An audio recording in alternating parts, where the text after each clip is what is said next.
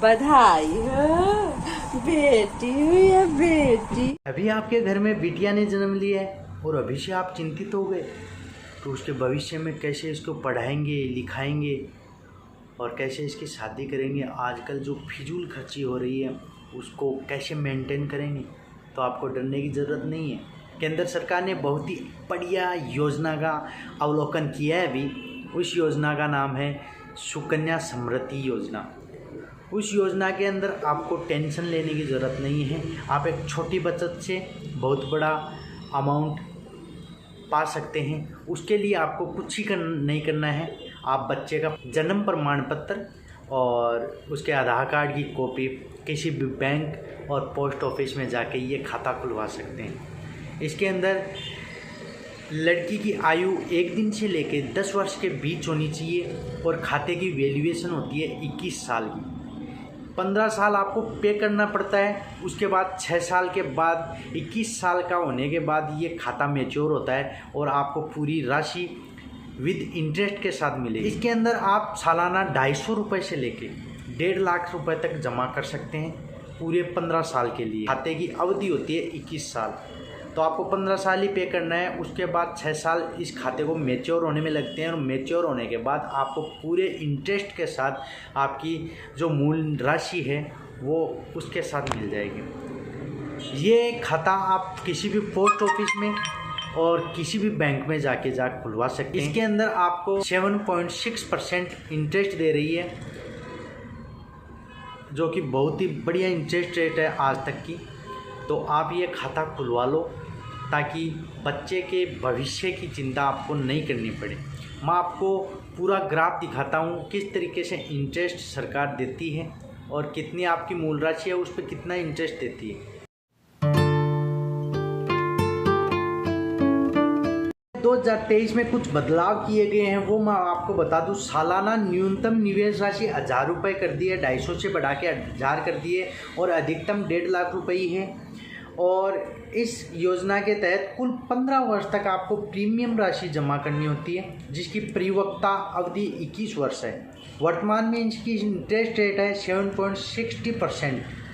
Premium यदि आप मासिक दे रहे हैं तो प्रत्येक माह की 1 तारीख को यदि सालाना जमा करते हैं तो प्रतिवर्ष 1 अप्रैल को जमा की जाएगी।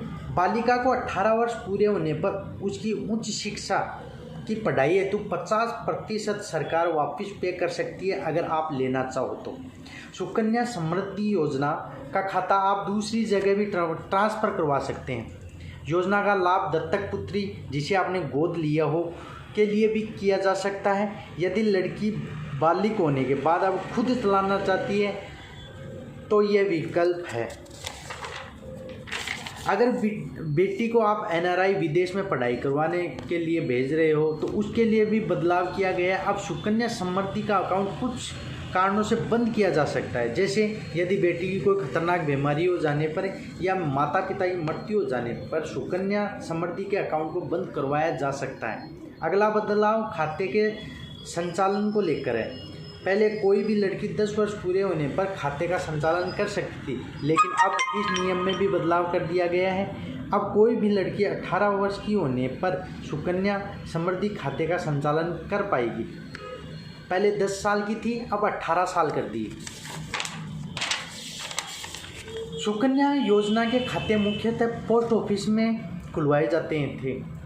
अब इसके साथ साथ बैंकों में भी इसको ट्रांसफ़र कर दिया। आप किसी भी बैंक, प्राइवेट बैंक हो या गवर्नमेंट बैंक हो, उसमें भी जाकर ये खाता खुलवा सकते हैं। इसमें कुछ बैंकों के नाम है, भारतीय स्टेट बैंक है, बैंक ऑफ बड़ौदा है, पंजाब नेशनल बैंक है, बैंक ऑफ इंडिया है, इंडियन बैंक है, पोस्ट ऑफिस है। खाता आप घर में 2 लड़कियों का खुलवा सकते हैं। इसमें इनकेस ये हो सकता है कि अगर आपको पहली लड़की हो जाए और सेकंड डिलीवरी में भी ट्विंस हो जाए लड़कियां, तो आप 3 खाते खुलवा सकते हैं, वरना घर में 2 ही खाते अलाउ है। सुकन्या समृद्धि योजना में पहले 250 रुपये जमा कर सकते थे सालाना, अब उसमें कुछ बदलाव कर दिए गए हैं 2023 के अंदर। इसके अंदर में कुछ बदलाव हैं, उनको मैं आपको बता दूं।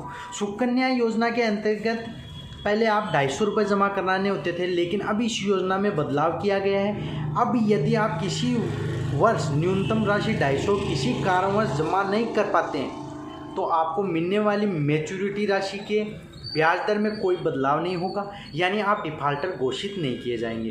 पहले क्या था कि अगर आपने जमा नहीं किया तो आपको डिफ़ाल्टर घोषित कर दिया जाता था, जिसका आप फ़ायदा नहीं ले सकते। अब इसमें पूरा चेंजेज हो चुका है। अगर आपने किसी कारणवश आपने 250 रुपये जमा नहीं करवाए तो आप डिफ़ाल्टर घोषित नहीं हो गए। दूसरा बदलाव है, सुकन्या समृद्धि योजना में केवल 2 बेटियों का ही अकाउंट खुलवा सकते थे। हालांकि तीसरी बेटी के खाता खोलने का प्रावधान भी था, लेकिन इसका इनकम टैक्स सेक्शन 80C में लाभ नहीं दिया जाता था। लेकिन अब नए बदलाव के अनुसार अब तीसरी बेटी को भी सेक्शन 80C में टैक्स बेनिफिट दिए जाएंगे। बहुत अच्छी स्कीम। तो आप अभी अपनी बेटी का आधार कार्ड और उसका जन्म प्रमाण पत्र लेके आप किसी भी बैंक और पोस्ट ऑफिस में जाइए और आपसे हाथ जोड़ के विनती है, आप उसके भविष्य के लिए, उसके भविष्य को समृद्ध बनाने के लिए आप एक छोटी बचत स्टार्ट कीजिए, ताकि जब भी उसकी शादी हो या आप देख रहे हैं पढ़ाई का खर्चा बहुत ज़्यादा हो रखा है, तो आप उसके भविष्य की चिंता करना छोड़ दें और छोटी छोटी बचत से आप बड़ा अमाउंट ले सकते हैं। तो अभी तक ऐसी सूचनाओं की जानकारी लेने के लिए आप हमारे चैनल पर बने रहें, और अगर चैनल को अभी तक आपने सब्सक्राइब नहीं किया है तो आप सब्सक्राइब कर लें और बेल आइकन प्रेस ज़रूर करना, ताकि अगले वीडियो का नोटिफिकेशन आपको मिलता रहे। जय हिंद, जय भारत।